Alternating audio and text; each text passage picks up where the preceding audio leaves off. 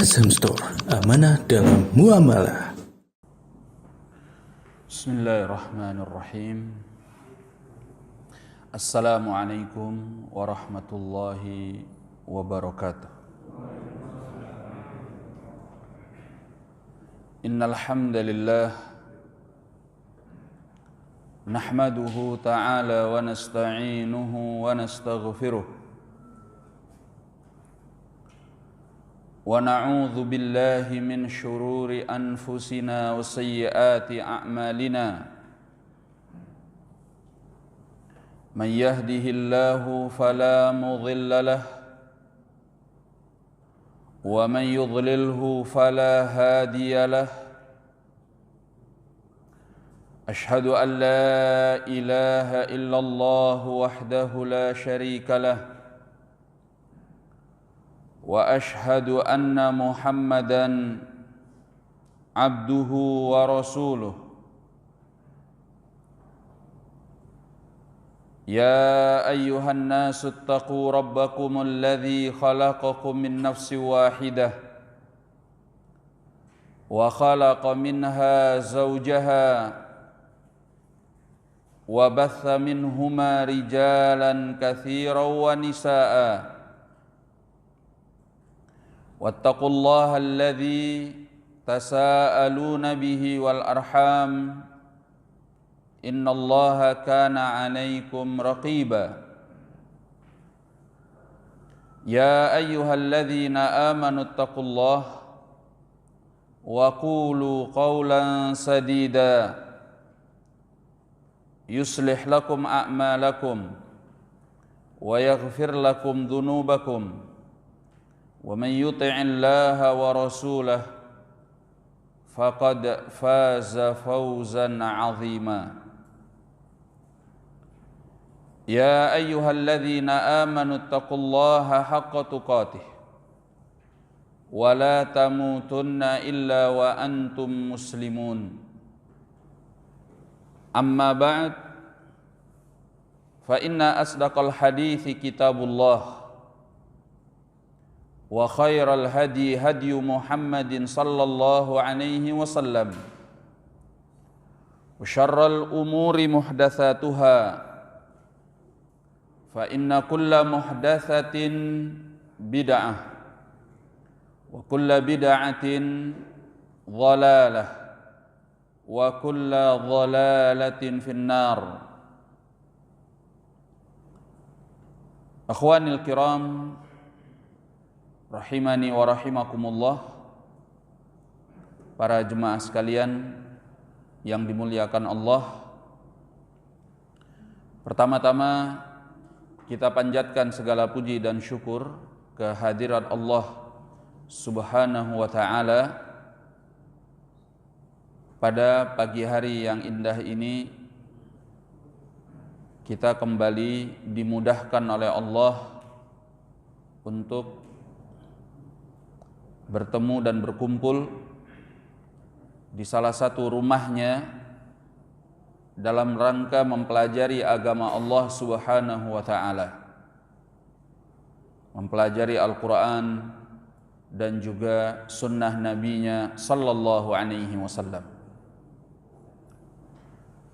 Semoga salawat dan salam senantiasa tercurahkan kepada beliau alaihi salatu wassalam, kepada para sahabatnya, kepada keluarganya, dan siapapun yang mau mengikuti sunnahnya sampai datangnya hari kiamat kelak. Di sini kita akan melanjutkan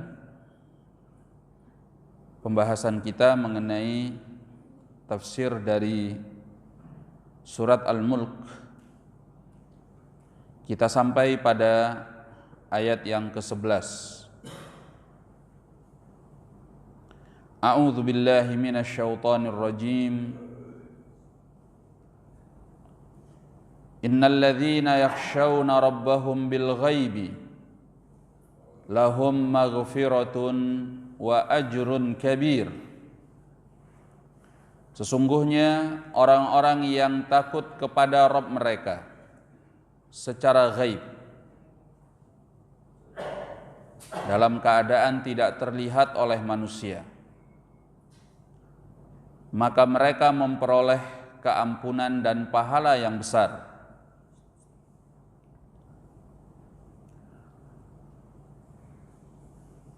Wa asirru qaulakum awi jaharu bih, dan sembunyikanlah ucapan kalian atau tampakkanlah, innahu alimun bidzatis sudur, sesungguhnya Allah itu maha mengetahui dengan segala yang ada di dalam dada-dada manusia. Ala ya'lamu man khalaq wa huwal latiful khabir, tidakkah orang yang Allah ciptakan mengetahui, dan dialah yang maha lembut lagi maha mengetahui segalanya. Huwallazi ja'ala lakumul arda dhalulan, dialah yang menjadikan bumi untuk kalian mudah untuk dijelajahi. Famshu fi manakibiha, maka jelajahilah di seluruh penjurunya. Wa kulu min rizqih, dan makanlah dari rezekinya. Wa ilaihin nusyur, dan hanya kepadanya lah semua akan dibangkitkan.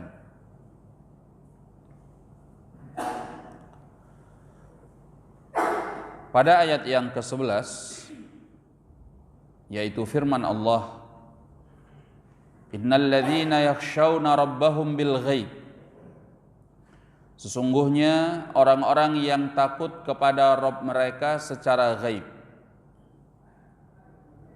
Maksudnya yaitu dalam keadaan tidak terlihat oleh siapapun dari kalangan manusia.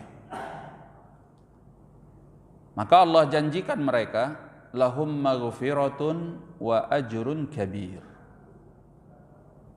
niscaya mereka akan memperoleh keampunan dan pahala yang besar.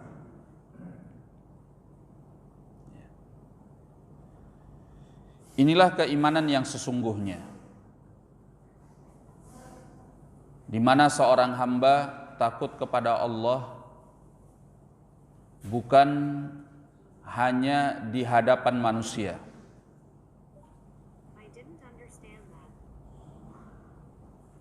Takut kepada Allah ketika kita berada di hadapan khalayak ramai. Perkaranya akan lebih mudah, karena kita dilihat orang, semua menyaksikan kita, maka kita bisa berlagak seperti orang baik. Coba yang sebelah sini pada pindah ke sini, supaya saya nggak ngelihatnya gini. Ya, secara estetika itu nggak cantik gitu, nggak indah. Coba agak geser ke tengah. Ini kosong nih depan sini. Ini yang muda-muda di depan. Coba yang geser, yang sebelah sini geser ke sini. Biar yang sana geser ke tengah.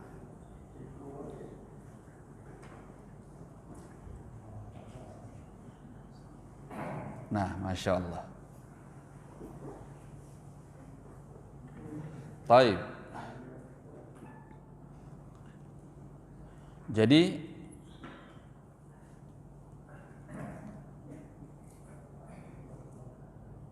ketika di hadapan banyak orang, kita bisa seolah-olah orang baik.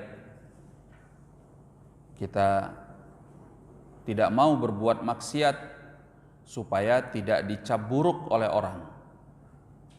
Ya. Tapi ini tidak menguji keimanan kita. Ketika kita meninggalkan kemaksiatan, perbuatan-perbuatan buruk saat kita berada di tengah-tengah manusia, Belum tentu kita melakukannya karena memang takut kepada Allah. Ya. Bisa jadi karena faktor-faktor lain. Karena semua mata melihat kita. Maka ujian keimanan yang sesungguhnya adalah ketika dalam keadaan ghaib. Ketika tidak ada orang lain bersama kita. Ketika kita dalam keadaan bersendirian. Itulah ujian keimanan. Makanya yang Allah puji di dalam ayat ini, yang Allah janjikan bahwa Dia akan mendapatkan keampunan dan pahala yang besar, yaitu orang yang takut kepada Allah bil ghaib. Ketika dia bersendirian, tidak ada di hadapan orang lain. Ya. Ini pembahasan penting di dalam keimanan. Dan ayat-ayat yang semacam ini di dalam Al-Quran banyak menunjukkan bahwa inilah keimanan yang sesungguhnya. Ayat yang hampir serupa dengan ini Allah katakan di dalam surat Ar-Ra'd ayat ke-9 dan ke-10. Allah Subhanahu wa taala berfirman, "Alimul ghaibi wasyahadah." Dialah yang maha mengetahui segala perkara ghaib dan seluruh yang nyata. Ya. Al-Kabirul Muta'al. Dialah yang maha besar dan maha tinggi.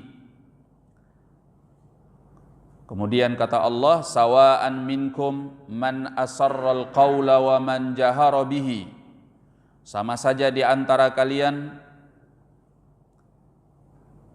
baik yang menyembunyikan ucapan ataupun yang menampakkannya. Wa man huwa mustakhfin bil lail wasaribun bin nahar. Demikian pula yang bersembunyi di malam hari ataupun yang berjalan di siang hari. Semuanya diketahui oleh Allah Subhanahu wa taala. Tidak ada yang tersembunyi bagi Allah. Ya. Oleh karena itu dikatakan oleh Al-Hasanul Basri rahimahullah, al-iman imanu man khasyiyallaha bil ghaib. Iman yang sungguhnya, kata beliau, adalah iman orang yang takut kepada Allah ketika dalam keadaan ghaib.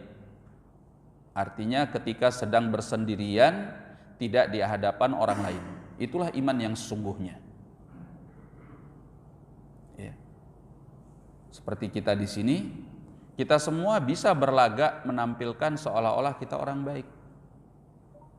Ya. Siapa di antara kita ketika kita berkumpul seperti ini mau berbuat maksiat, mau berbuat hal yang buruk, mau berkata-kata yang kotor? Kan nggak ada. Tapi ini tidak menunjukkan ujian keimanan. Ya, kita tidak melakukannya karena kita tidak mau dicap sebagai orang yang buruk, sebagai seorang pendosa. Ya. Tapi kalau sudah kita berada dalam kesendirian, tidak ada yang melihat kita, nah mampu nggak kita untuk menjaga kita berada di atas kebaikan, tidak berbuat kemaksiatan kepada Allah sedikit pun, enggak yang besar, enggak pula yang kecil. Itulah ujian keimanan yang sungguhnya. Makanya kata Al-Hasanul Basri rahimahullah, al-iman, iman yang sebenarnya, kata beliau, imanu man khasyiyallaha bil ghaib, yaitu iman orang yang takut kepada Allah ketika dalam keadaan bersendirian. Dikatakan oleh Imam Syafi'i rahimahullahu ta'ala, kata beliau, a'azzul asya'i thalathah. Ada 3 hal yang paling sulit. Ada 3 hal yang paling sulit. Apa itu? Yang pertama, kata beliau, al-jud min qillah. Al-judu min qillah. Mampu bersikap dermawan ketika hanya punya sedikit harta. Kalau orang yang banyak harta kemudian dia dermawan, menjadi orang yang pemurah, ini masih bisa dinalar oleh logika kita, ya enggak? Kan duitnya banyak, sehingga kalau dia ingin berderma kepada orang lain, ya semestinya mudah. Kalau ada orang yang ternyata meskipun hartanya banyak tapi masih pelit, wah itu parah banget. Itu orangnya parah banget, enggak banget deh gitu, ya. Itu yang Allah katakan di dalam Al-Quran, wa may yuqa syuhha nafsihi faulaika humul muflihun. Orang yang dijaga dari kepelitan dirinya, maka mereka itulah orang-orang yang beruntung. Asyuh itu adalah karakter yang tidak lepas dari seseorang. Mau banyak mau sedikit hartanya, dia pelit. Itu syuh namanya. Kalau bakhil, itu setiap orang mungkin ada saatnya dia bakhil. Dia lebih sayang harta daripada membantu orang-orang yang tidak mampu. Belum menjadi karakter. Tapi kalau asyuh, itu sudah karakter. Ya. Maka kata Allah, barang siapa yang dijaga dari sifat pelit yang sudah menjadi karakter ini, maka dialah orang-orang yang beruntung. Dan yang lebih hebat lagi, dan itu sangat sulit, apa yang dikatakan oleh Imam Syafi'i di sini. Al-jud min qillah. Ya, bersikap dermawan meskipun hartanya sedikit. Kita aja butuh uangnya cuma 10-20 ribu, tapi mampu dengan uang sedikit itu kita masih menyisihkan untuk memberi kepada pintu-pintu kebaikan, walaupun hanya 1000-2000. Ini sangat sulit, maka nilainya juga cukup besar. Yang kedua kata Imam Syafi'i rahimahullah, wal wara'u fi khalwah. Ya, bersikap wara', merasa takut kepada Allah dalam kesendirian. Ya. Dalam kesendirian, ketika tidak ada orang lain yang melihat kita. Ya, barangkali bisa diikutkan pula dengan hal ini ketika kita berada di tempat asing yang orang tidak kenal dengan kita, sehingga kita ingin berbuat apa saja kita nggak merasa malu, nggak merasa takut, nggak merasa nanti dicap macam-macam sama orang karena nggak ada yang kenal, maka kita berbuat sesuka hati kita. Nah, ini ujian keimanan. Ya, mampu nggak kita tetap berada istiqamah di atas kebaikan yang sudah diajarkan oleh Allah dan Rasulnya sallallahu alaihi wasallam. Ini hal yang sulit. Taib. Dan yang ketiga kata beliau adalah wa kalimatul haqqi, kalimat, mengucapkan kalimat yang benar indaman yurja wa yukhaf. Mampu mengucapkan kalimat yang hak kepada orang yang kita punya keinginan. Ya. Ada orang misalnya punya harta yang kita ingin dia memberikan hartanya kepada kita, atau kita ingin membangun koneksi dengan dia, atau kita ingin berpartner secara bisnis dengan dia. Ya, ini orang yang kita punya keinginan, ingin mendapatkan sesuatu dari orang tersebut. Mampu nggak kita mengucapkan yang hak kepada dia ketika dia melakukan yang salah? Kebanyakan orang kalau sudah seperti ini kondisinya, dia diam atau mau negur. Biasanya diam, udah deh nanti aja deh, gitu ya. Makanya ini sulit, kata Imam Syafi'i rahimahullah. Ketika Anda mempunyai keinginan kepada orang yang Anda harapkan mampu nggak berkata-kata yang benar. Ya. Demikian pula kepada orang yang kita takuti, yang kita khawatirkan, semacam penguasa misalnya. Mampu nggak kita di hadapannya mengucapkan yang benar? Bukan demo ya, kalau demo itu kan nggak di hadapannya. Tapi di hadapan orangnya, misalnya kita sedang bertemu pejabat, ya, entah siapa dia, yang penting pejabat. Di hadapannya, di hadapan orangnya, Pak, ini salah, ini menyelisihi syariat. Bapak Muslim kan, ini nggak benar. Al-Qur'annya seperti ini, ayatnya seperti ini, hadisnya seperti ini. Mampu nggak kita? Bisa nggak kita? Itu. Bukan di belakangnya teriak-teriak. Ya. Nah, ini yang dikatakan oleh Imam Syafi'i.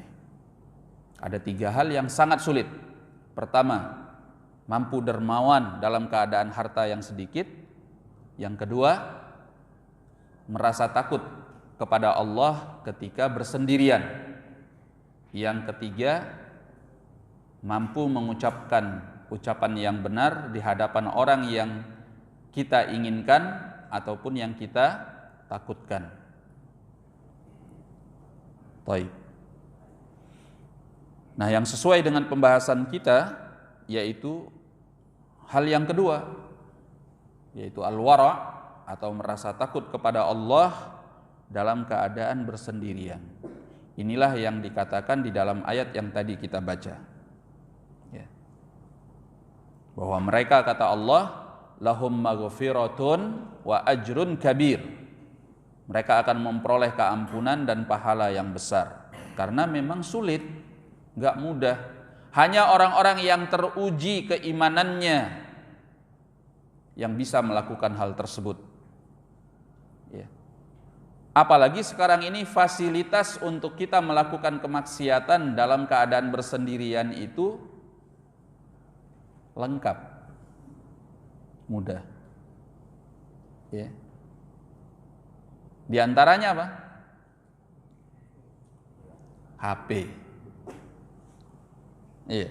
Kita mau ngapain aja lewat HP kita, apalagi kalau sudah sendirian mojok gitu ya. Nah, itu kan nggak ada yang tahu. Iya.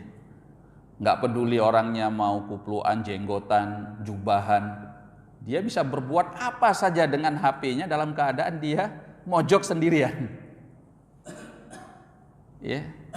Mau dia ya macam-macam lah. Apa saja bisa dia lakukan. Nah, disitulah ujian keimanan. Apa yang Anda lakukan ketika dalam keadaan bersendirian? Kalau kita mampu menunjukkan rasa takut kepada Allah Subhanahu wa ta'ala, sehingga kita menjaga batasan-batasan syariatnya, maka disitulah keimanan kita teruji. Makanya Allah janjikan dengan keampunan dan pahala yang besar di sisi Allah Subhanahu wa ta'ala. Nah,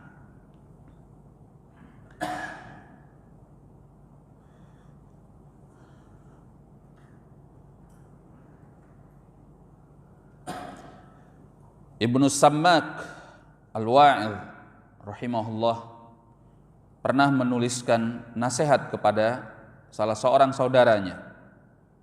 Di dalam suratnya itu beliau mengatakan, amma ba'd, kemudian daripada itu, usika bitaqwallah alladhi huwa najiyyuk fi sariratik. Aku wasiatkan kepadamu untuk bertakwa kepada Allah yang merupakan tempat bermunajatmu di dalam kesendirianmu. Wa raqibuka fi alaniyatik, dan yang merupakan pengawasmu ketika engkau berada di hadapan manusia. Faja'alillaha min balik ala kulli halika fi lailika wa naharik, maka jadikanlah Allah selalu ada di dalam hatimu dalam seluruh keadaan, baik di malammu maupun di siangmu. Wa khafillah biqadri qurbihi mink, takutlah kepada Allah dengan kadar dekatnya Allah kepadamu. Ya, Allah itu dekat dengan kita, sehingga sepantasnya kita takut. Wa qudratihi alaik, dan dengan kadar kemahakuasaannya atasmu. Nah, kemudian kata beliau, wa'lam annaka bi'aini, ketahuilah bahwasanya engkau itu dalam penglihatan Allah. Ya. Laisa takhruju min sultanihi ila sultani ghairih, engkau tidak akan bisa keluar dari kekuasaannya kepada kekuasaan yang selainnya. Wala min mulkihi ila mulki ghairih, engkau tidak akan bisa keluar dari kerajaannya kepada kerajaan yang selainnya. Falya'dhum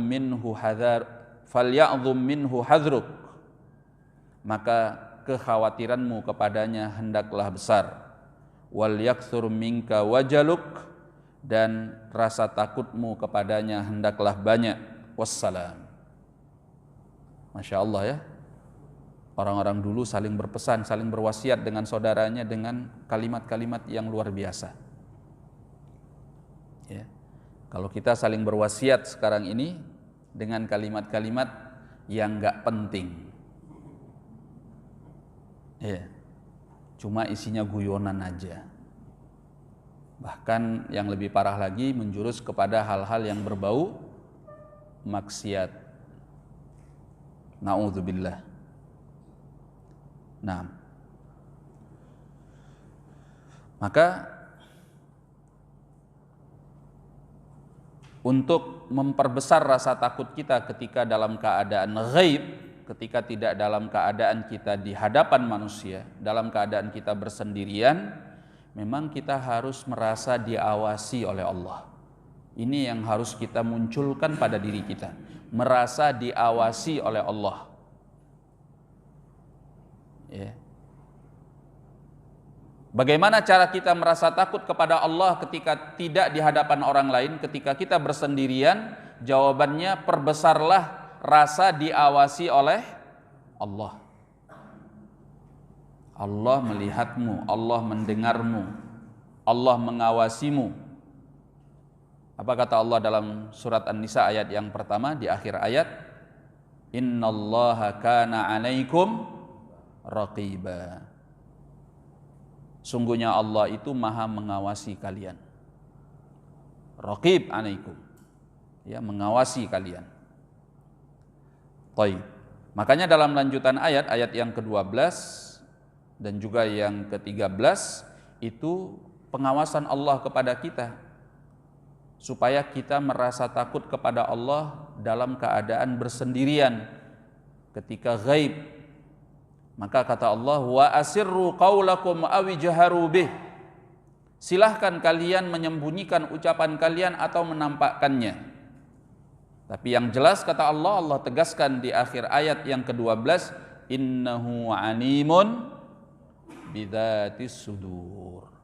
Sungguhnya Allah itu maha mengetahui dengan segala apa yang ada di dalam dada manusia. Ya.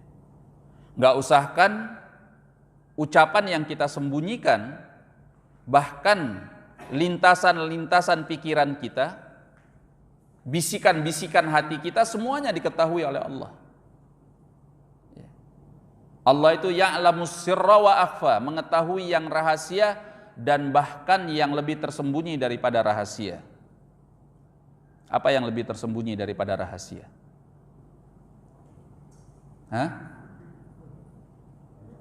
Kalau rahasia itu kan rahasia antara seseorang dengan temannya, antara dua orang, itu rahasia. Itu asir namanya.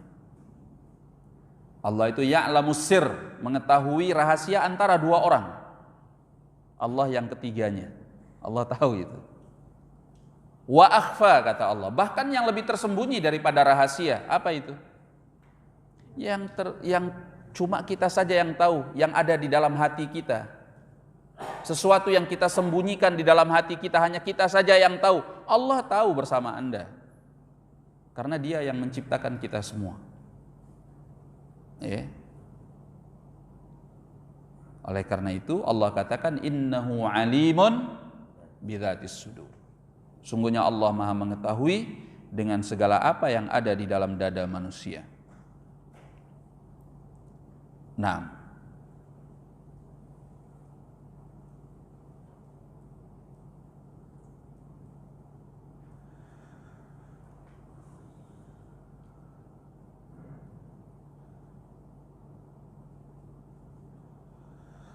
dan rasa takut kepada Allah dalam kesendirian ini mempunyai keutamaan yang besar, bukan saja yang Allah janjikan di sini dalam bentuk keampunan dan pahala yang besar, bahkan Allah tabaraka wa taala akan memberikan kepada orang yang takut kepada Allah di masa kesendiriannya, tidak di hadapan orang lain, dengan naungan Allah pada hari yang tidak ada naungan kecuali naungan Allah Subhanahu wa taala.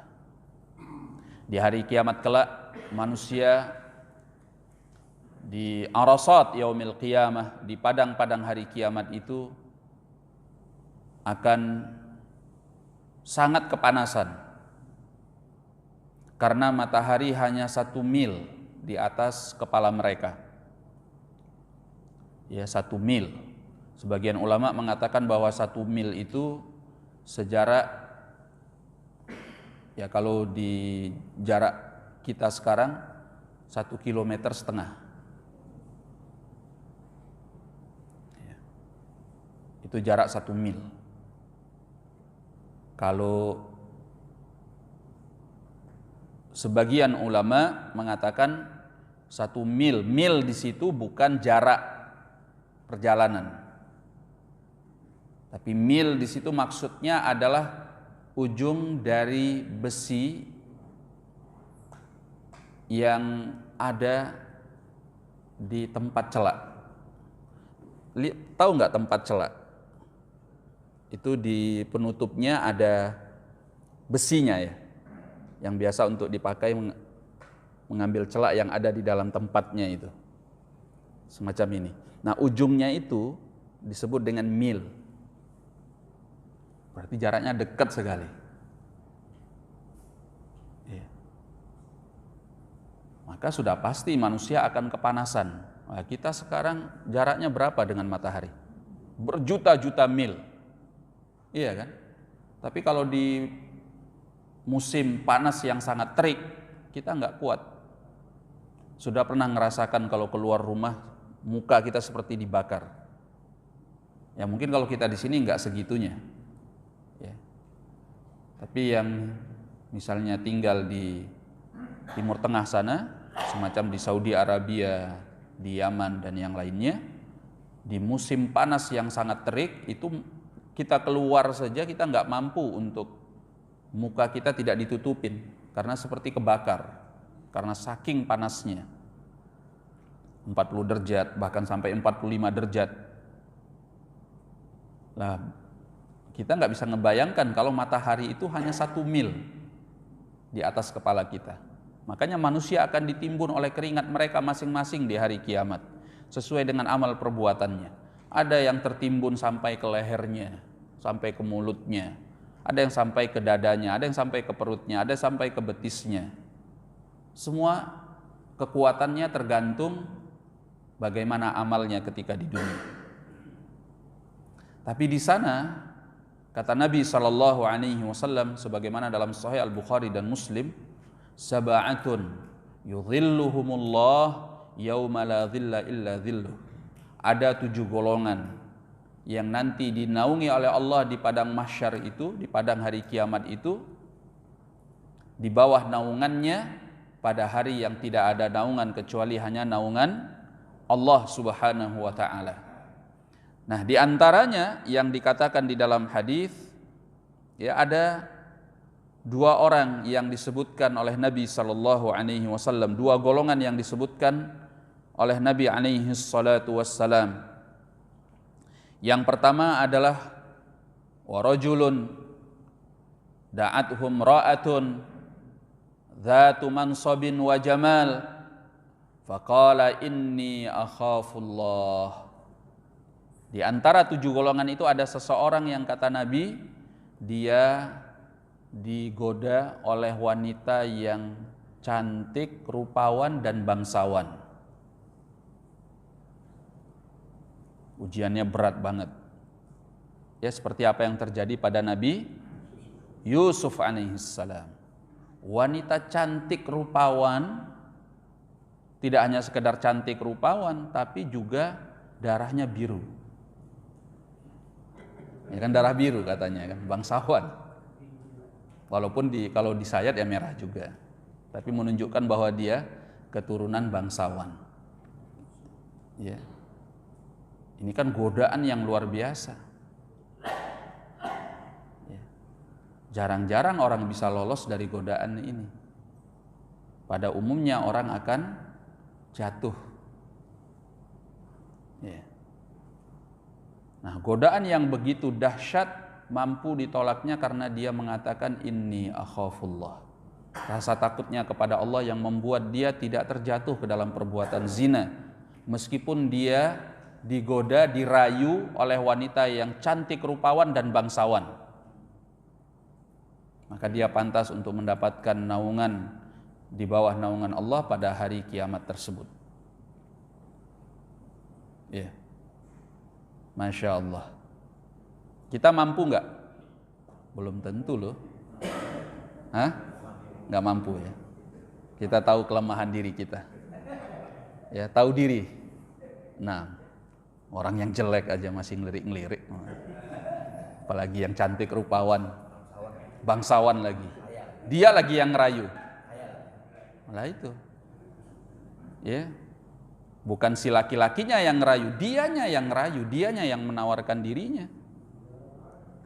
Maka ketika seorang pemuda ini mampu mengatakan inni akhafullah, aku takut kepada Allah, seperti yang dilakukan oleh Nabi Yusuf alaihissalam, itu luar biasa. Ya. Nah, dan yang kedua di antara 7 golongan itu yang masuk ke dalam pembahasan kita adalah warajulun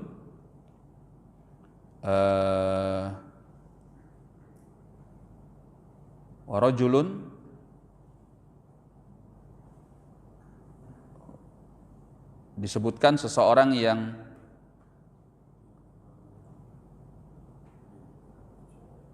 khala billah fafadat ainah.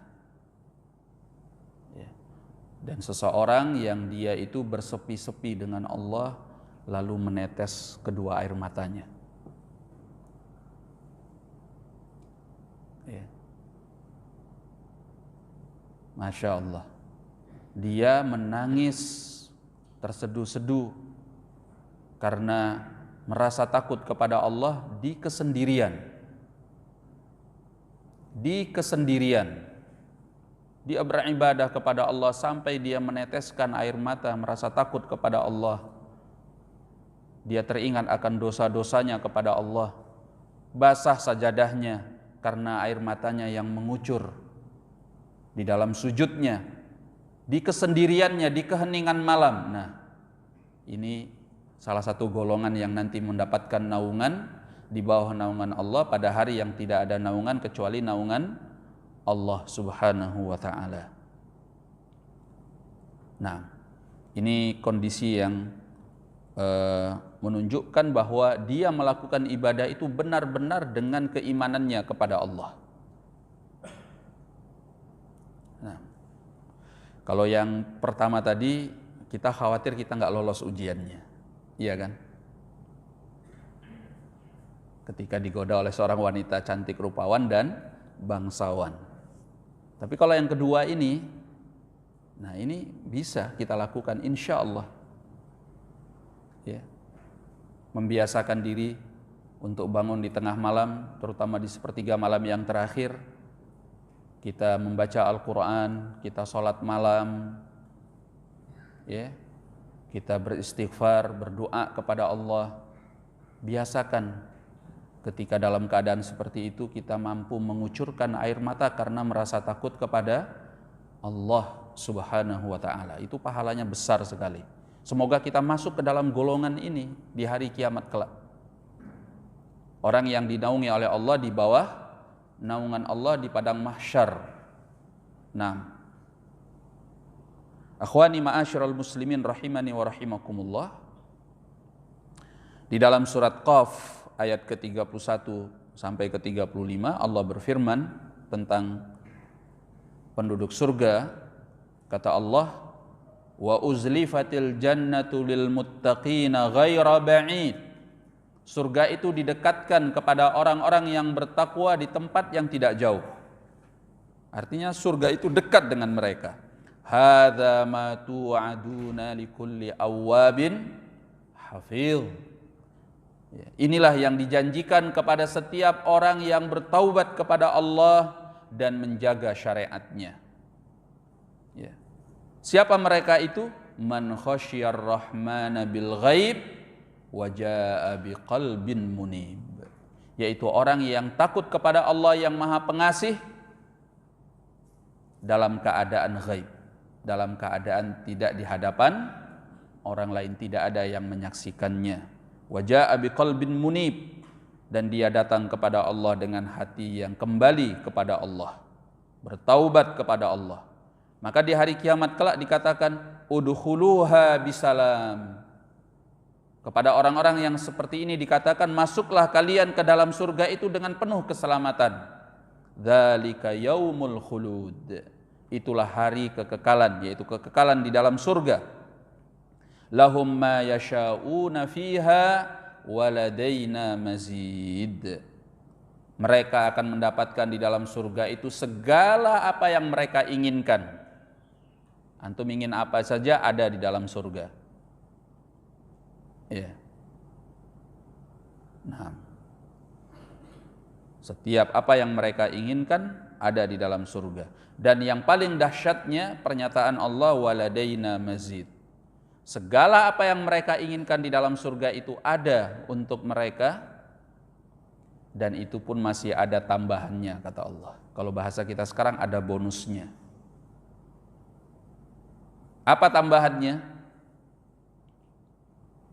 Dalam tafsir ayat ini para ulama mengatakan tambahannya itu adalah apa yang disebutkan di dalam Sahih Muslim, ya, bahwa ketika penduduk surga itu sudah Allah beri semua apa yang mereka inginkan di dalam surga, dari segala kenikmatan surga.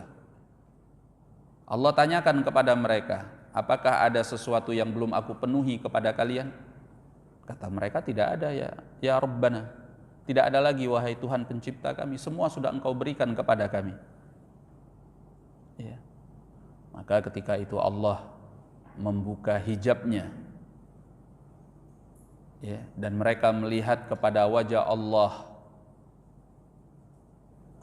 dan tidak ada yang paling disukai penduduk surga dari segala kenikmatan surga melebihi daripada melihat kepada wajah Allah.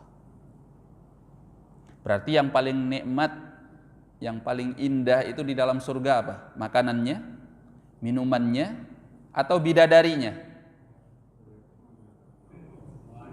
Mulai mikir antum, wah ini kayaknya gitu ya. Ya. Tapi itu semua belum seberapa. Yang paling luar biasa dari kenikmatan surga itu adalah melihat kepada wajah Allah. Itu yang paling nikmat, itu yang paling disukai oleh penduduk surga. Karena kepuasannya bukan kepuasan fisik, tapi kepuasannya adalah kepuasan batin. Ya. Maka disitulah mereka akan melihat wajah Allah Subhanahu wa ta'ala. Itulah pernyataan Allah, waladaina mazid, dan kami masih punya tambahannya, yaitu melihat kepada wajah Allah. Ya. Ini balasan untuk siapa? Untuk orang yang merasa takut kepada Allah dalam keadaan ghaib, yang memang menjaga syariat Allah, apakah ketika dia berada di hadapan manusia atau dalam keadaan dia bersendirian, tidak ada seorang pun yang melihatnya. Berarti pahalanya dahsyat sekali. Ya. Maka ini membantu kita untuk bertakwa kepada Allah tabaraka wa taala fis sirri wal alaniyah. Ya. Bertakwa kepada Allah baik dalam keadaan kita sendiri, dalam keadaan kita tidak di hadapan orang lain, ataupun ketika kita berada di tengah-tengah manusia. Naam. Akhwani ma'asyiral muslimin rahimani wa rahimakumullah.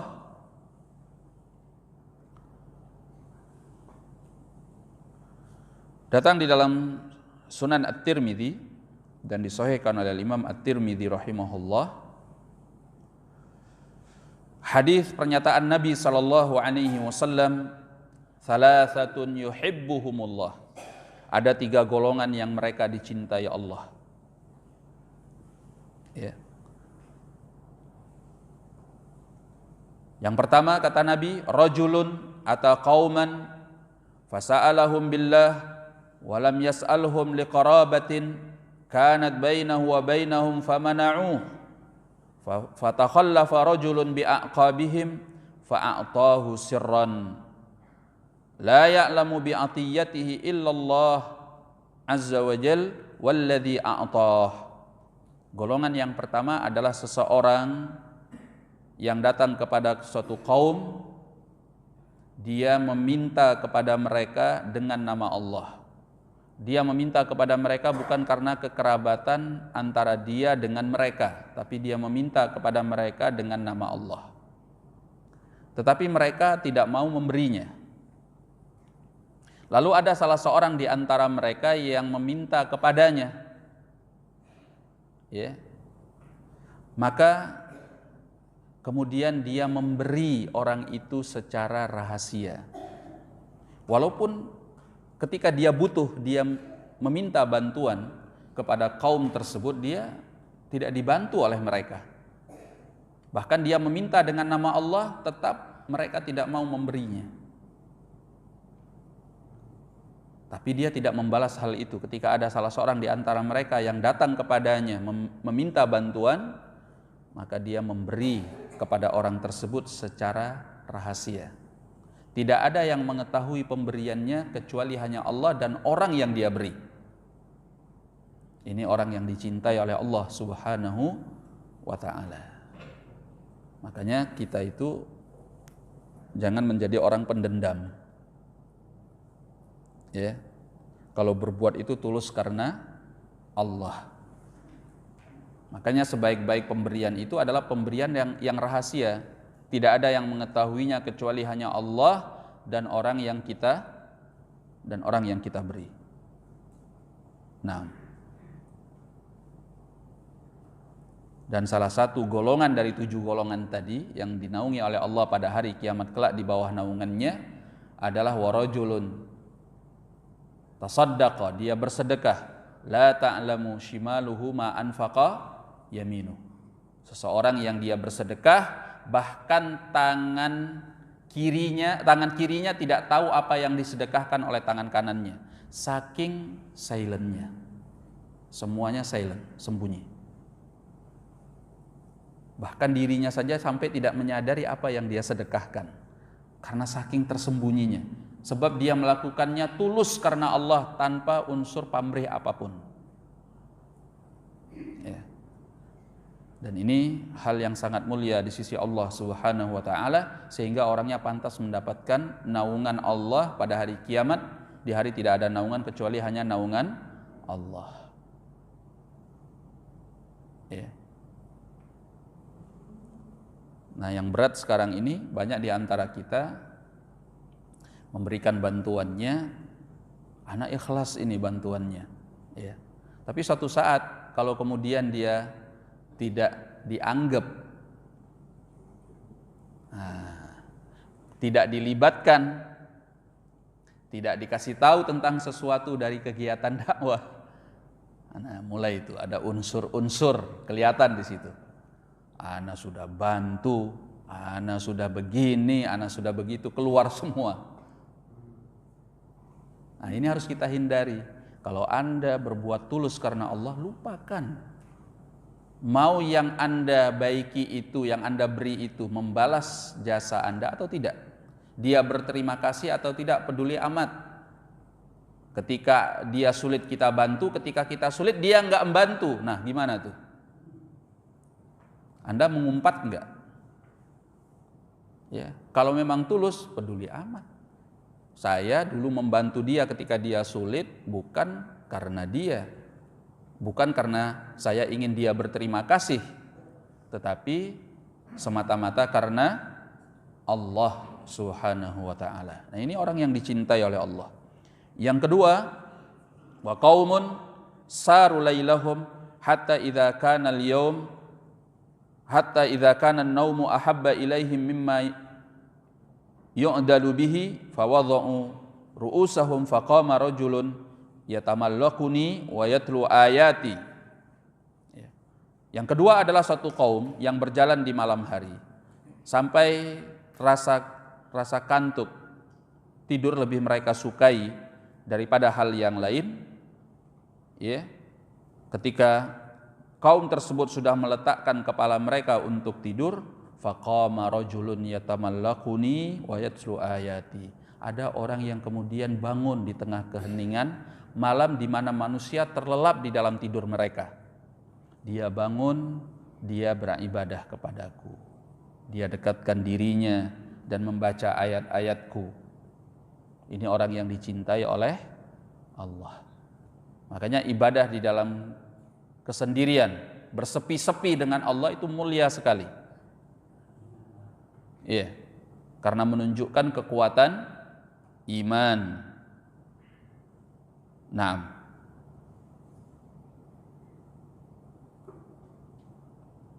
Kemudian yang ketiga adalah warajulun kana fi sariyatin falaqaul adu fahazamu atau fahuzimu fa aqbala bi sadrihi hatta yuqtal au yuftahlah. Yang ketiga adalah seseorang yang berada di dalam sebuah pasukan lalu mereka bertemu dengan musuh, kemudian mereka kalah dalam pertempuran tersebut, maka dia maju dengan dadanya sampai dia terbunuh atau diberi kemenangan oleh Allah Subhanahu wa ta'ala. Nah, ini dalam peperangan. Kalau dalam peperangan itu seorang di tengah-tengah pertempuran itu kemudian melakukan aksi bunuh diri dengan menerobos barisan musuh untuk mendapatkan syahadah, syahid di jalan Allah, ini adalah kemuliaan. Tapi di saat perang, bukan dalam keadaan aman. Nggak ada perang, nggak ada apa-apa kok bunuh diri, ya? Kok melakukan tindakan-tindakan pengeboman? Itu bukan sikap keberanian, tapi itu goblok namanya ya. Ya, bodoh itu namanya. Nah, itu bukan syahid, orang yang seperti itu. Yang dilakukan oleh para sahabat adalah mereka melakukan aksi bunuh diri itu di dalam pertempuran, karena memang kalau sudah terjadi peperangan yang diinginkan seorang mukmin adalah mati syahid, kan gitu. Apalagi dalam keadaan pasukan sedang terdesak, mereka kalah di dalam pertempuran itu, maka dia melakukan aksi bunuh diri, dia menerobos musuh, maka dikatakan dalam hadis ini fa'aqbala bisodrih, dia hadapkan dadanya, artinya dengan tegak kepala dia menghadapi musuh tanpa rasa takut. Nah, ini baru orang yang berani di jalan Allah, gitu ya. Bukan dalam keadaan aman, nggak ada perang, kaum muslimin berada di negerinya, bukan di tengah pertempuran. Maka itu salah kaprah namanya kalau ada yang melakukan pemboman bunuh diri. Taib, al-muhim ini adalah pelajaran penting ya di dalam ujian keimanan, di mana kita merasa takut kepada Allah ketika ghaib. Ya. Maka untuk mendukungnya, perbesarlah rasa diawasi oleh Allah. Wa asirru qaulakum awijharu bih innahu alimun bidzatis sudur. Ala ya'lamu man khalaq wa huwal latiful khabir. Selanjutnya kata Allah, ala ya'lamu man khalaq. Tidakkah makhluk yang diciptakan oleh Allah mengetahui? Di sini ada dua penafsirannya. Ya. Sebagian menafsirkan ala ya'lamu man khalaq.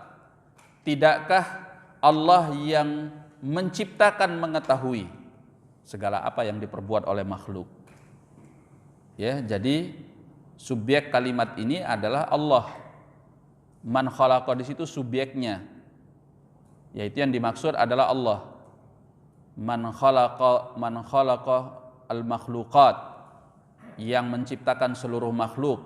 Tidakkah Allah mengetahui yang menciptakan seluruh makhluk apa yang mereka perbuat?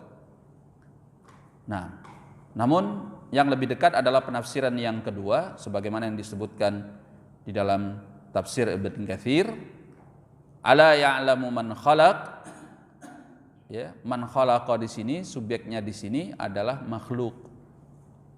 Artinya ala ya'lamu man khalaqahullah. Tidakkah yang Allah ciptakan itu mengetahui bahwasanya Allah mengetahui segalanya tentang dia? Ya. Makanya di akhir dari ayat Allah katakan apa? Wa huwal latif al-khabir. Allah itu maha lembut, al-khabir yang maha tahu segalanya. Al-khabir itu adalah yang mengetahui segalanya secara detail, tidak ada yang luput. Itu al-khabir. Ya. Maka ini menunjukkan pengawasan Allah kepada kita. Ya. Al-Imam Ibnu Rajab rahimahullahu ta'ala menyebutkan sebuah kisah yang sangat ajib tentang masalah ini. Ya. Kata beliau, wa min a'jabi ma ruwiya fi hadza, termasuk yang sangat mengagumkan mengenai hal ini apa yang diriwayatkan an Abi Ja'far As-Sa'ih, dari Abi Ja'far As-Sa'ih. Abi Ja'far As-Sa'ih ini menceritakan dulu ada seorang yang bernama Habib Abu Muhammad, namanya Habib, kunyahnya Abu Muhammad. Dia seorang tajir, seorang pebisnis tapi rentenir. Yakrid darahim, rentenir, lintah darat. Ya, meminjamkan uang, memberi bantuan kepada manusia dengan riba. Taulah rentenir ya. Bagaimana mereka menghutangkan kemudian meminta pembayarannya jauh lebih daripada yang mereka hutangkan. Bukan pinjol itu ya masih mending lah. Rentenir itu lebih parah kelihatannya. Atau sekarang mungkin juga bisa jadi ya. Lebih parah ya. Antum pengalaman? Oh, banyak cerita. Alhamdulillah. Masya Allah. Taib. Al-muhim itu. Jadi dia seorang pebisnis dan rentenir. Nah, suatu saat orang ini, ya, Habib Abu Muhammad ini disebutkan dia melewati anak-anak yang sedang bermain. Ya. Maka dia mendengar anak-anak yang sedang bermain ini saling berbisik di antara mereka. Apa kata anak-anak ini? Katanya, coba lihat, sudah datang melewati kita akilur riba, makan riba. Jadi anak-anak, nih rentenir nih. Kalau bahasa kita gitu barangkali ya. Jadi anak-anak itu berbisik bahwa apa yang lewat di dekat mereka ini adalah seorang pemakan riba. Sehingga Habib Abu Muhammad ini lewat dalam keadaan dia menundukkan kepalanya. Ya siapa yang mau dibilang rentenir gitu kan ya. Orang pemakan riba. Apalagi di masa lampau, di masa salaf. Ini suatu aib yang besar. Sehingga ini begitu membekas di hatinya. Dia katakan, ya Rabbi, wahai Tuhanku, afsyaita sirri ila sibyan, engkau sebarkan bahkan rahasiaku sampai ke anak-anak. Sampai anak-anak juga tahu gitu bahwa dia rentenir pemakan riba. Ya. Lalu dia katakan dalam keadaan dia seperti ini, aku akan mengumpulkan semua hartaku dan aku ingin membagikannya di jalan-Mu ya Allah. Ya Rabbi inni asir, wahai Tuhanku, aku adalah tawanan untukmu. Wa inni qad ishtaraitu nafsi minka bihadzal mal fa'atiqni. Ya. Dan aku akan membeli diriku kepadamu dengan harta yang aku punya. Maka bebaskan aku ya Allah dari aib ini. Maka di pagi harinya harta yang tadi yang dia punya semuanya dia kumpulkan, dia bagikan kepada orang-orang yang membutuhkan. Ya, akhirnya dia bertaubat, dan dia mengkonsentrasikan dirinya untuk ibadah kepada Allah Subhanahu wa ta'ala. Suatu saat dia lewat lagi di dekat anak-anak ini. Ya bukan sengaja memang kepingin cari tahu gitu ya. Tapi memang suatu saat Allah takdirkan dia lewat lagi di dekat anak-anak yang sama. Ya. Nah disitulah dia kemudian mendengarkan mereka juga berbisik. Apa kata mereka? Berbisik sesama mereka di antara anak-anak tersebut, uskutu. Kata anak itu, faqad jaa Habib al-Abid. Yang datang lewatin kita ini adalah Habib yang ahli ibadah. Jadi mereka segan, mereka diam. Maka menyaksikan ini, Habib Abu Muhammad itu menangis. Ya. Dia mengatakan, ya Rabbi, wahai Tuhan penciptaku, anta tadhummu marratan wa tahmadu marrah. Ya Allah, terkadang engkau menghinakan hambamu, terkadang engkau mengangkat dan memuji hambamu. Ya, wa kulluhu min indik, semua itu adalah sesuatu yang datang dari sisimu ya Allah.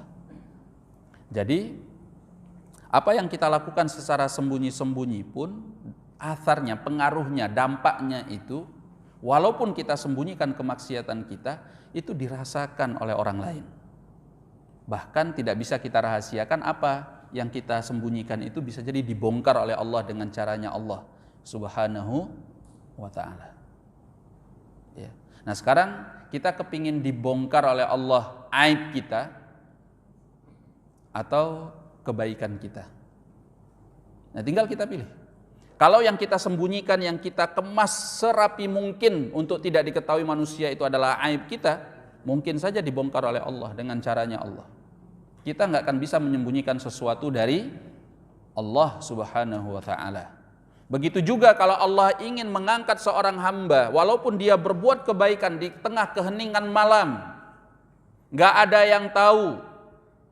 Tapi kalau Allah ingin mengangkat seorang hamba, ya Allah buat manusia mencintai dia, dan ada saja caranya Allah untuk orang tahu bahwa ini orang baik, orang tahu bagaimana hebatnya keimanan orang tersebut. Ya, karena Allah Maha Kuasa atas segala sesuatu sehingga manusia mencintai dia. Nah, maka ini pembahasan yang cukup penting di dalam keimanan, di mana kita berusaha untuk takut kepada Allah Subhanahu wa ta'ala dalam keadaan sir atau al-ghaib, tidak ada di hadapan manusia. Nah, itu yang paling terpenting. Kalau kita mampu takut kepada Allah dalam keadaan rahasia, tidak di hadapan manusia, maka untuk takut kepada Allah di hadapan manusia lebih gampang. Iya, lebih gampang. Tapi kalau kita takutnya kepada Allah di hadapan manusia, belum tentu ketika kita bersendirian kita mampu untuk takut kepada Allah Subhanahu wa ta'ala. Kisah lain yang disebutkan oleh para ulama, oleh Imam Ibnu Rajab rahimahullah, adalah kisah tentang Amirul Mukminin Al-Khalifatul Rashid Umar bin Abdul Aziz rahimahullahu ta'ala. Suatu saat istrinya, yaitu Fatimah binti Abdul Malik, mendapati Khalifah Umar bin Abdul Aziz dalam kesendiriannya, dia meletakkan tangannya ke pipinya, dia bertelekan dengan tangannya seperti ini dalam keadaan air matanya mengucur deras. Istrinya heran, dalam keadaan bersendirian suaminya dia dapatkan sedang meletakkan pipinya di atas tangannya dan mengucurkan air mata. Kata Fatimah, apa yang terjadi padamu? Ma hadath? Apa yang terjadi sehingga engkau dalam keadaan seperti ini? Ya, duduk, kemudian dia letakkan pipinya di atas tangannya dan dia mengucurkan air mata. Apa kata Umar bin Abdul Aziz? Ya Fatimah, wahai Fatimah, aku sedang berpikir tentang umatnya Rasulullah sallallahu alaihi wasallam. Ya. Di mana di antara umat Rasulullah sallallahu alaihi wasallam ini ada orang-orang fakir yang kelaparan. Kemudian ada orang sakit. Ada juga orang-orang yang terzalimi, enggak mampu membela haknya. Ada orang-orang asing berada di tempat yang jauh, yang tidak mempunyai kemampuan. Ada orang tua, ada orang yang punya sedikit harta, ada orang yang punya keluarga banyak tapi tidak mampu menafkahi mereka. Dan aku tahu bahwa mereka semua berada di bawah kekuasaanku. Dan aku tahu bahwa Allah tabaraka wa ta'ala di hari kiamat kelak akan bertanya kepadaku tentang mereka. Ini Masya Allah, pemimpin kaum muslimin yang peduli kepada rakyatnya sampai segitunya. Aku tahu Allah akan bertanya kepadaku tentang mereka.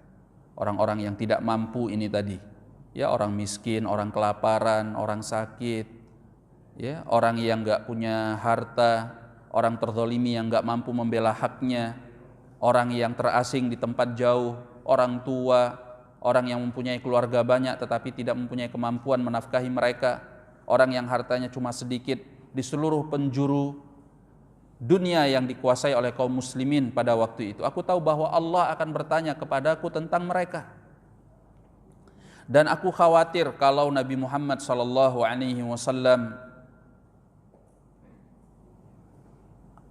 akan menjadi musuhku di hari kiamat karena aku menelantarkan mereka. Sehingga aku khawatir aku tidak punya alasan untuk membela diriku di hadapan Allah Subhanahu wa ta'ala. Farahimtu nafsi, sehingga aku merasa kasihan terhadap diriku sendiri. Itulah yang kemudian kata beliau, fabakaitu, yang membuatku menangis, yang membuatku mengucurkan air mata. Nah, ini perasaan di mana seseorang selalu merasa diawasi oleh Allah Subhanahu wa ta'ala. Di kesendiriannya dia menangis, dia mengoreksi dirinya, dia menghisab dirinya. Pernah enggak kita melakukan hal ini? Pertanyaannya itu. Ini pelajaran yang bisa kita ambil dari seorang khalifah yang mulia, seorang yang dikenal dengan kesalihannya semacam Umar bin Abdul Aziz rahimahullah. Kita enggak seberapanya dibandingkan Umar bin Abdul Aziz rahimahullah. Tapi pernah enggak kita melakukan ini? Di mana kita mengambil waktu senggang, kita bersendiri, lalu kita memikirkan nasib kita di hari kiamat, tentang apa yang sudah kita perbuat. Bisa enggak kita mempertanggungjawabkannya di hadapan Allah Subhanahu wa ta'ala? Kemudian kita merasa takut kepada Allah dengan dosa-dosa yang sudah kita perbuat. Ini cara orang-orang terdahulu untuk melakukan al-muhasabah, sehingga mengucurkan air mata karenanya. Ini bisa menjadi penyelamat kita di hadapan Allah kelak. Oleh karena itu, kita harus punya waktu untuk khalwat dengan Allah. Gak mesti harus pakai kelambu. Seperti yang dilakukan oleh sebagian orang. Tapi paling tidak mungkin di salah satu bahagian dari rumah kita,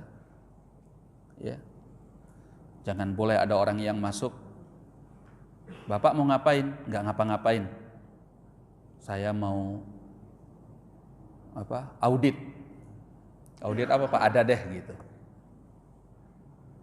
Kemudian kita bersepi-sepi, kita mojok, kita memikirkan nasib kita di hadapan Allah Subhanahu wa ta'ala di tengah kesendirian.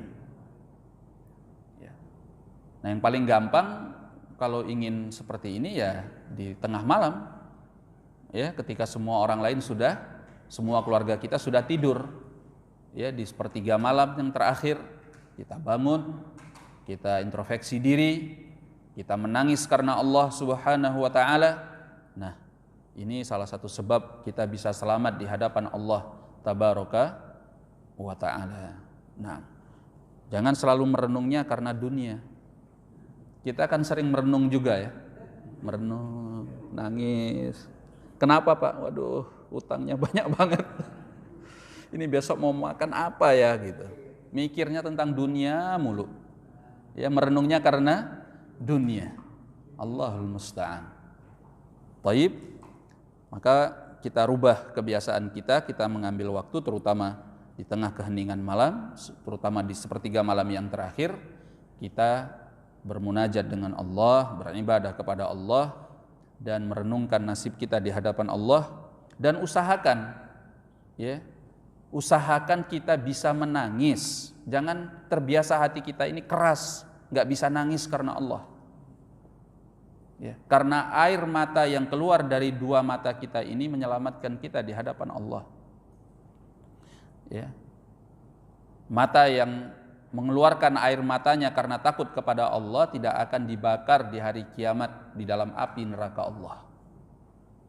Nah, maka ini ikhwani ma'asyiral muslimin rahimani wa rahimakumullah, jadikan sebagai kebiasaan kita di setiap malam.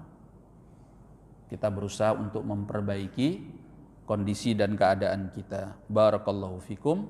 Saya kira cukup dulu sampai di sini. Billahi taufik. Assalamualaikum warahmatullahi wabarakatuh.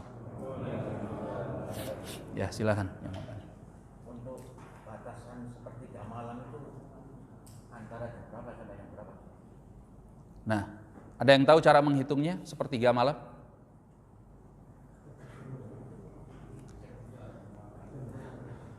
Ini cara menghitungnya. Sekarang katakan misalnya matahari terbenam, ini biar contoh aja ya, biar mudah menghitungnya. Nanti antum bisa kiaskan sendiri. Misalnya matahari terbenam itu jam 6 sore. Berarti jam 6 sore itu dimulai malam ketika matahari terbenam. Thayyib. Kemudian matahari terbit. Kapan matahari terbit? Terbitnya fajar, bukan matahari terbit ya, tapi terbitnya fajar. Karena fajar yang terbit itu menunjukkan bahwa malam sudah mulai hilang, malam sudah menyingkir dan datang waktu pagi. Misalnya katakan jam 5, biar mudah menghitungnya. Berarti hitung aja jam 6 sampai jam 5 itu berapa jam? Hah? 11 jam. 11 jam. Ya udah dibagi 3. Berapa tuh jadinya?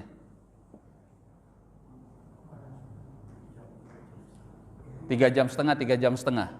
Iya. Lebih kurang. 3 jam setengah lebih sebetulnya. Ya. Jadi kalau 3 jam berarti 2/3-nya itu ada sekitar 7 jam lebih. Nah, kalau jam 6 terbenamnya matahari ditambahkan 7 jam berarti jam 1. Kalau lebih sedikit, karena dia lebih sedikit sebetulnya, katakanlah 1/2. Nah, 1/2 itu berarti mulai 1/3 malam. Paham ya? Berarti 1/3 malam terakhir itu mulai dari 1/2 dalam contoh kasus yang kita hitung ini. Kalau terbenamnya jam 6, terbitnya fajar jam 5 pagi. Ya rata-rata lah antara 1/2, jam 2. Gitu ya. Nah, kalau misalnya maghribnya jam 5:30 ya tinggal dihitung. Subuhnya jam 4:30, itu berapa? Berapa jam? Ya. Maka 1/3 yang terakhir itu gampang dihitung. Ya tinggal bagi 3 aja. Paham ya? Nah. Tapi kalau ketiduran sampai terus jam 3, terus kita sholat malam itu gimana? Nggak apa-apa ya? Ya nggak apa-apa, itu kan masih bahagian dari 1/3 malam yang terakhir. Batasnya kan sampai 2/3 itu kan batasnya sampai subuh itu kan. Sholat malam itu ya. Ya. Kalau ketiduran kan nggak ada apa-apa ya. Ketiduran sampai subuh? Enggak, maksudnya sampai jam 3 gitu. Nggak apa-apa. Ya. Masih termasuk sholat malam dan masih bahagian dari 1/3 malam insya Allah. Nah. Ya.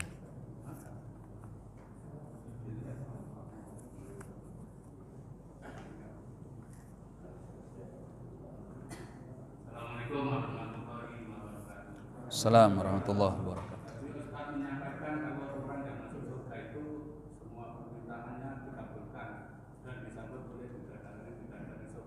Masya Allah. Nah, Bagaimana kalau orang itu meninggalnya sudah keluar entah dan tenaganya tidak keluar, dan lagi kalau jalan saja sudah sempoyangan. Bagaimana sempoyongan. menanggapi bidadari? Terima kasih.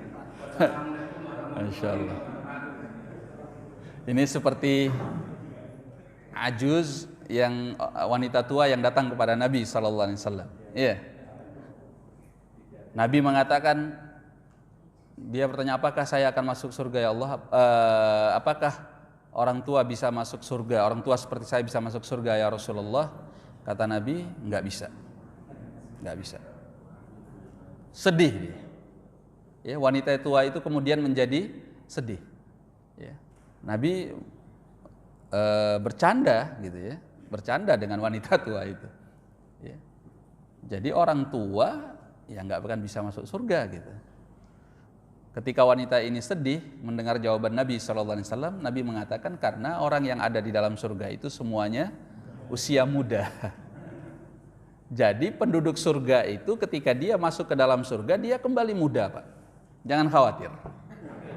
Sanggup menghadapi bidadari, insya Allah. Ya. Para penduduk surga itu datang dalam riwayat yang sahih, mereka kembali kepada usia muda di usia 33 tahun. Usia 33 tahun itu kan sedang jos-josnya gitu. Ya, Pak. Dan mereka diberi kekuatan 10 orang lelaki. Luar biasa. Senang banget bapaknya. Masya Allah. Nah, memang mengetahui hal-hal yang seperti ini, kalau kita bicara tentang nikmat-nikmatnya surga itu, ya kita kepingin sesegera mungkin kita bisa masuk ke dalam surga. Itu membuat motivasi bagi kita. Ya. Oleh karenanya, memang kita harus sering-sering membaca tentang surga supaya termotivasi untuk masuk ke dalam surga dengan amalan-amalan saleh. Makanya sahabat di zaman Nabi SAW, ada seorang sahabat, dia sedang mengunyah kurma, kemudian dia bertanya kepada Nabi SAW, ya Rasulullah, aina ana in qutiltu? Ya Rasulullah, di dalam pertempuran ini, kalau aku terbunuh, di mana tempatku? Kata Nabi, anta fil jannah, engkau berada dalam surga. Dia katakan, terlalu lama aku menghabiskan kurma yang ada di mulutku. Maka dia segera masuk ke barisan musuh, dia berperang sampai dia terbunuh. Karena dia tahu tempatnya berada di dalam surga. Ya. Nah, makanya kalau kita tahu tentang surga, waduh, dunia ini nggak ada apa-apanya. Ya. Ujung penutup kepala bidadari surga itu saja, kata Nabi SAW, kalau ditampakkan kepada dunia dan seisinya ini sekarang, maka seluruh dunia ini akan bersinar cerah. Itu ujung dari penutup kepalanya, ujung khimarnya. Gimana tuh? Berarti kalah semua itu perempuan-perempuan yang kontes-kontes kecantikan itu. Iya, Miss apa namanya? Miss Universe, Miss apa? Miss World apa namanya itu? Kalah semua itu. Ya, nggak ada apa-apanya dibandingkan bidadari surga. Ya. Makanya nggak ada orang tua di sana. Semuanya kembali muda, usia 33 tahun, usia puncak dari seorang mengalami kekuatannya itu, puncaknya di usia itu antara 30 sampai 33 tahun. Sedang jos-josnya gitu. Ya. Tapi semua itu kalah nikmatnya dengan melihat kepada wajah Allah Subhanahu wa taala. Nah, silakan, Pak. Assalamualaikum warahmatullahi wabarakatuh.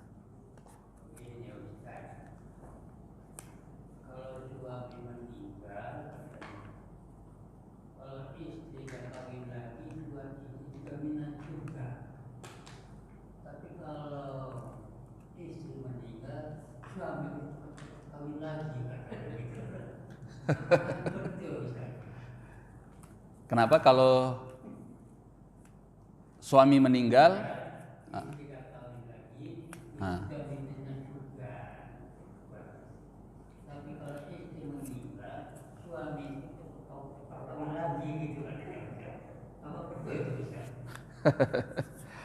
Ya, setahu saya enggak ada ya larangan istri kalau suaminya meninggal untuk kawin lagi gitu.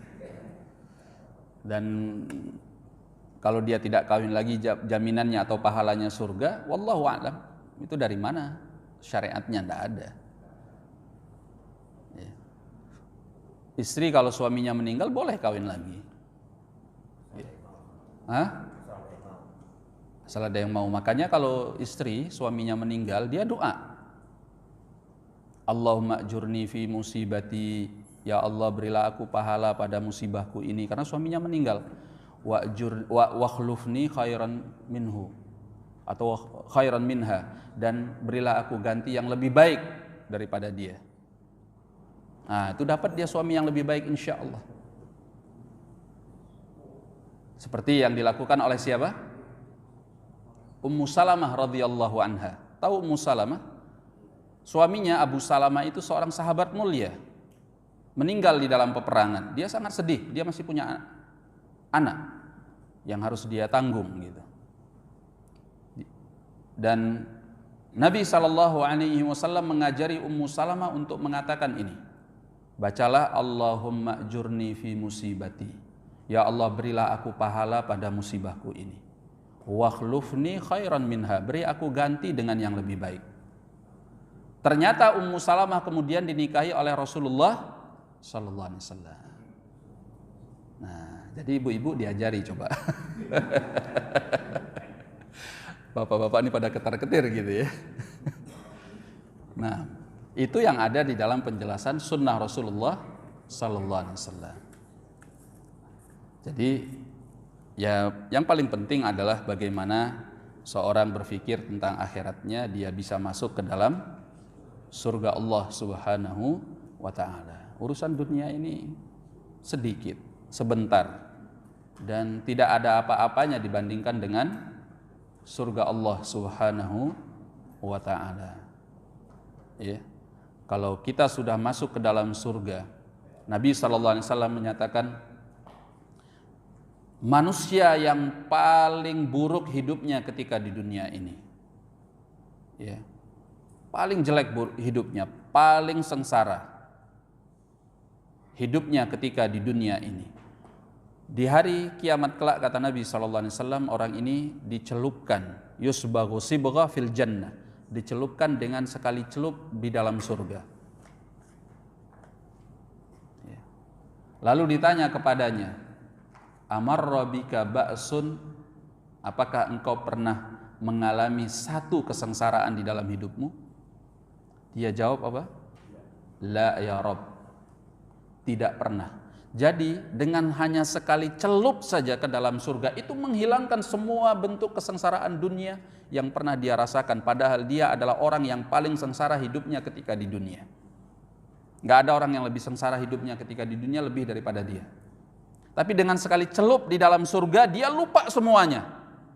Berarti kenikmatan surga itu luar biasa, melupakan semua kesengsaraan dunia. Iya. Kemudian didatangkan pula, kata Nabi SAW, seorang yang an'amu ahli dunia, penduduk dunia yang paling nikmat, paling enak hidupnya ketika di dunia. Fayusbaghu finnari sibghah, lalu dia dicelup ke dalam api neraka dengan sekali celup saja. Lalu ditanyakan kepadanya, apakah engkau pernah merasakan kenikmatan di dalam hidupmu? Dia katakan, la ya Rabb, tidak pernah. Ini orang yang paling nikmat hidupnya ketika di dunia. Enggak ada lagi orang yang lebih nikmat hidupnya daripada dia. Tapi sekali celup ke dalam api neraka membuat dia lupa semua kenikmatan itu. Begitu dahsyatnya dan ngerinya api neraka Allah tabaraka wa ta'ala. Semoga Allah tabaraka wa ta'ala mengumpulkan kita di dalam surganya kelak. bersama Nabi sallallahu alaihi wasallam ya di dalam surga Allah Jannatul Firdaus, sebagaimana Allah kumpulkan kita di dalam majelis ilmu ini. Dan semoga Allah tabaraka wa taala menjauhkan kita dari api nerakanya dan dari segala siksanya. Dan pada akhirnya saya tutup majelis ini billahi taufik. Assalamualaikum warahmatullahi wabarakatuh.